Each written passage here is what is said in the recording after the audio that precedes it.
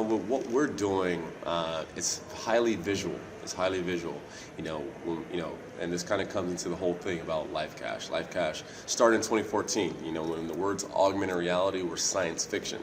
Now the world is exploring and waking up to the reality of what AR is and the potential that it's bringing, and a potential for a new way to consume and explore. With Lifecache, the main pitch is a new way to consume content, going away from the scrolling chronological feed that most social media is, with the action being like this, to an action where like this, exploring all around you, where content exists superimposed in your physical reality, your physical reality, and with augmented reality, that digital being brought into your physical creates a hybrid reality. And what it is it's about, a way to explore cities. We're focused on travel and tourism, and a way for, instead of doing top 10 things to do in Miami and New York, when you go to these, unique cities, you can actually plug in a Lifecache, follow someone like me, with moments all around these cities, and go on a location-based journey of content.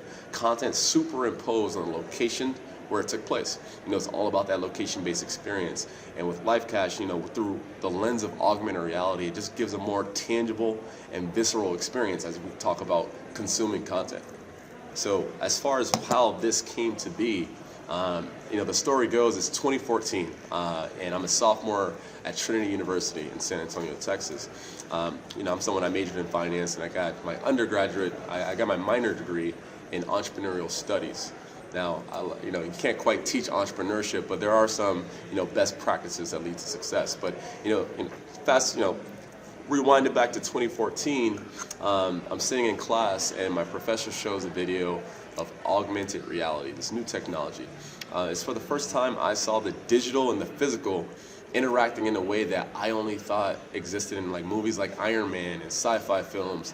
And I'm seeing right in front of me on this video, this technology exists, and the creator in me, my first thought was like, how can I create within this? So what happened was, I remember that day running back to my dorm room at Trinity University, and all night I'm reading what is augmented reality, and reading every article that possibly exists on the space.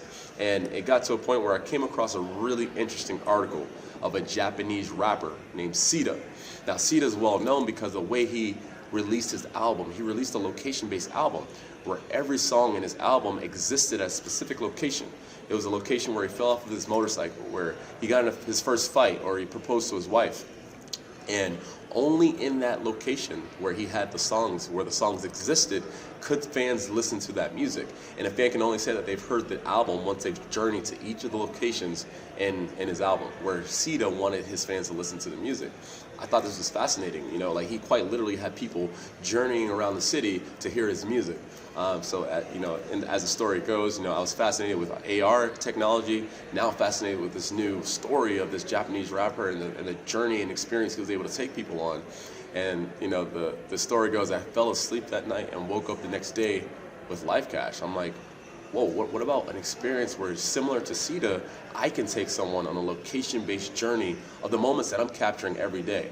That video, that photo that I'm capturing of my current experience. What if that moment can live at a location? And what about when I'm walking through the town and when others are following in my footsteps, they could see it in a different medium. They could see it in augmented reality, where that moment exists superimposed on a location where it took place.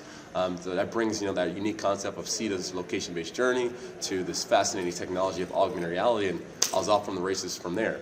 I met my co-founder Sean Fenton in 2014, 2015, and that was at a time when I was in college. In Texas, the tech ecosystem was really booming. But at that time in 2015, when I came back to Miami, this energy didn't exist of this tech renaissance. However, so I was trying to look for who could help me push this forward.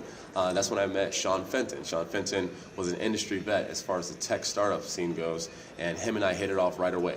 And we've been working and building within this industry with all the different pivots and movements of this industry. And to understand augmented reality, you have to understand the story of augmented reality, because, yes, we were really early, and understandably, we knew we were early. So it was somewhere, something where, not to sound cliche, but the idea was ahead of the tech. It was ahead of its time as far as the tools available to create the idea. So a lot of it was researching and staying on top of the industry. In 2016, Pokemon Go launched, right?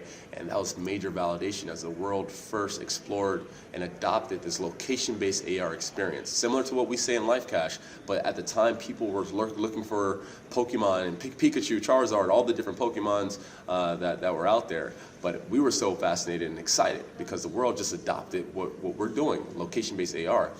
In 2018, we saw the emergence of AR Kit, which is Apple's software development kit, and AR Core, which is Google's software development kit. For us, that was also validation. I was like, yo, big tech is getting into augmented reality. Validation, we're going to keep pushing forward.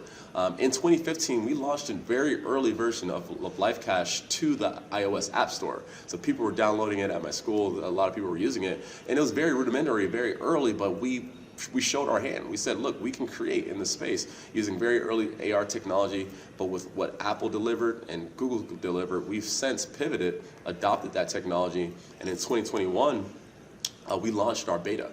Our beta was a very closed beta to 360-degree creators, and that's an entire market that we're very excited about. I'll touch on that in a second.